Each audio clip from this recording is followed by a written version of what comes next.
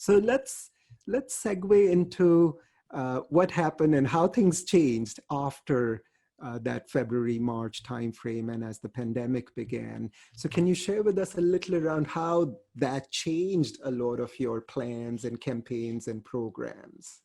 Yeah, it changed our tactics dramatically because it became so important to have our content online. And honestly, UL did business by word of mouth so much because having been around for so long, it's probably only been the last 10, 15 years that we've really had a marketing team. So it was almost like a rush to get better content online and available for our customers. We ended up having to shift a number of trade shows to become online.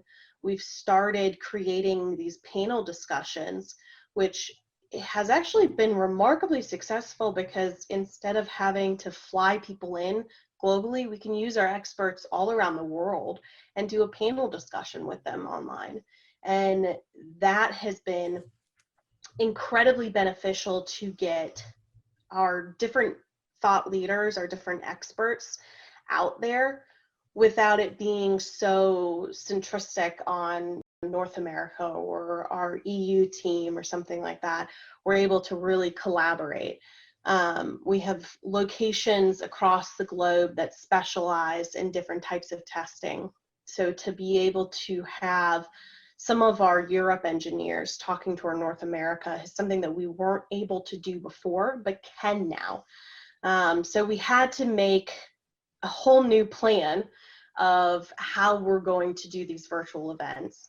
And then we had to get our system set up for it because we didn't have enough seats on our GoToWebinar platform. We didn't have enough people trained on how to use it. And so there was this big learning curve on how to get everything set up and changed. And I think it took us probably about a month or two until we really got everything defined and could do, now we're doing, I want to say like 2 webinars a month now. So. That's fabulous. Tell us a little more around these virtual panel discussions. Sounds like you have a global audience and you also have global employees participating in that. So can you share a little more around how you all think about that, how you approach it?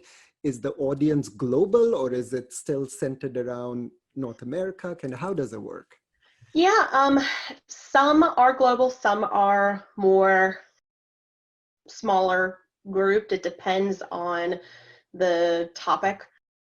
A lot of times we have very niche topics that'll be a little more centered around a region or maybe a language if it's in a German or Japanese.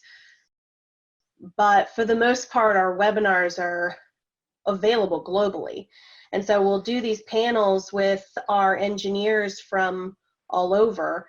We'll send out an invite saying we're having this panel, submit your questions ahead of time. We'll get a list of the questions and then we'll have like a 15-minute, here's the topic, here's what we're talking about, and then we have our panelists answer the questions. And then we can also take in questions during this webinar.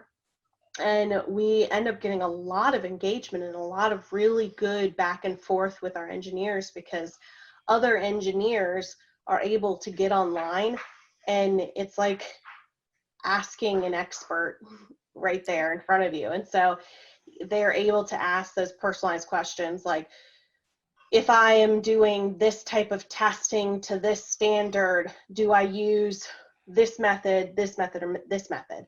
And they're able to say, well, this is what's going to give you the best for your reporting and really walk them through that. And then all of our engineers have some incredible background and help write standards in our industry. So they're very well-known experts. So allowing them to get to more people with this information has been extremely beneficial. That's awesome. I think at a company like yours where there's so much brain power, but it's spread across the world, getting that talent to host webinars and get the message out to a very, very broad audience.